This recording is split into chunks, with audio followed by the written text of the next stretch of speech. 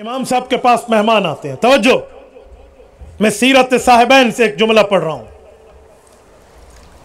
اس زمانے میں گویا مہمانوں کا اکرام, آج کے زمانے میں چائے ہے اللہ بچائے, اس زمانے میں دودھ پلاتے تھے. آج کل دودھ بھی ملاوٹ سے ہے نا, ناراض نہ ہونا, یہ پیر ذوالفقار احمد نقشبندی دامت برکاتہم کا جملہ میں نے نقل کیا ہے. چائے اللہ بچائے, یہ نہ ہو کہ بھائی جمال اور باقی میرے پشتون بھائی میرے اوپر اعتراض مولانا طارق شروع فرما دیں, تو میں بڑے آدمی کا جملہ نقل کر رہا ہوں. توجہ, اس زمانے میں تو خالص دودھ پلاتے تھے. امام صاحب رحمہ اللہ نے دودھ منگوایا.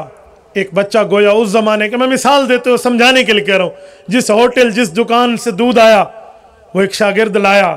اس زمانے کے جو کپ تھے یا جو بھی ظروف اور برتن تھے وہ سامنے رکھ دیے, مہمانوں نے پیا. امام صاحب نے اس بچے میں چھپی ہوئی علمی صلاحیت کا اندازہ لگایا. کہا بیٹا کیا کرتے ہو؟ کہ میں بیٹا ہوں فلاں کا. کس کا؟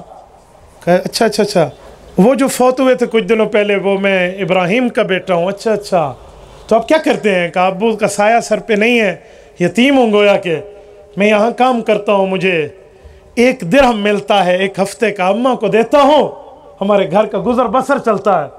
کہا بیٹا میرے پاس آ جاؤ, صرف پڑھائی کرو گے, کام نہیں کرنے کو, میں تمہیں 2 درہم دوں گا, اور کیا چاہیے. بچہ آ گیا, ہفتے کے بعد جا کے اماں کو 2 درہم. اماں نے کہا واہ تنخواہ بڑھا دی. ہوٹل کے مالک کے پاس آئی, کہا تھینک فل, تیرا کرنے شکریہ ادا کرنے آئی ہوں, میرے بچے کی تنخواہ بڑھ گیا. تیرا کہاں بچہ؟ مولا جی کو گیا بیٹھے, وہ تو مولوی کے پاس گیا ہوا ہے, ادھر نہیں پڑھتا. وہ آئی اور کہا امام ابو حنیفہ کو, کہا میرا بچہ بڑا ہوگا تو گویا کھائے گا کہاں سے, جیسے ہمیں کہتے ہیں نا کھائے گا کہاں سے. کہا نہیں میں تیرے پاس نہیں پڑھاتی, ادھر دے, آج تو 2 درہم دے رہا ہے. پکڑا اور دوبارہ وہی اسی ہوٹل پہ. امام صاحب کے پھر مہمان آئے, دودھ پھر آیا تو بچہ پھر دینے آیا. امام صاحب نے پھر آفر کر دی, بچہ 5 درہم ہفتے کے لینا. انہوں نے کہا کہاں 1 کہاں 5, بیٹھ گیا. اگلی دفعہ جب گیا تو اماں کو 1 ہفتے بعد 5 درہم. اماں پھر آئی, سنو امام صاحب رحمہ اللہ کے ظرف کو, کہا تو چلا جائے گا, کب تک 5 درہم ہمارے گھر میں دے گا؟ میری اولاد کا کیا بنے گا, اس کا فیوچر کیا ہوگا؟ میں اس کا بلیک فیوچر نہیں چاہتی, برائٹ فیوچر, روشن مستقبل چاہتی ہوں. تیرے ساتھ تو یہ ہو جائے, کھائے گا میرا بچہ. کہا اس پر پریشان تھی. تو امام صاحب نے ایک جملہ کہا اماں اس بچے کو چھوڑ دے, یہ جو غذائیں کھائے گا اس دین کی برکت سے شاید بادشاہوں کو بھی وہ نہ ملے. ماں چلی گئی. اللہ اکبر. اس شخص نے پڑھا ہے, سمجھا ہے, صحابہ کے آثار اور فتاوی کا امام ابو حنیفہ سے پڑھ کے وہ حافظ بنا ہے کہ گویا پیغمبر کے صحابہ کو کوئی فتویٰ پوچھتا جیسے حافظ آیت سنا دیتے ہیں, یہ یوں پیغمبر کے فتاوی کا, پیغمبر کے صحابہ کے فتاوی کا فتویٰ سنا دے. اتنا بڑا عالم. امام صاحب دنیا سے رخصت ہو گئے. بادشاہ وقت کو ایک عہدے کی ضرورت پڑی, سب سے بڑا مولوی چاہیے جو دینی مسائل حل کر پائے. فلاں جی نہیں, فلاں جی نہیں, فلاں جی نہیں.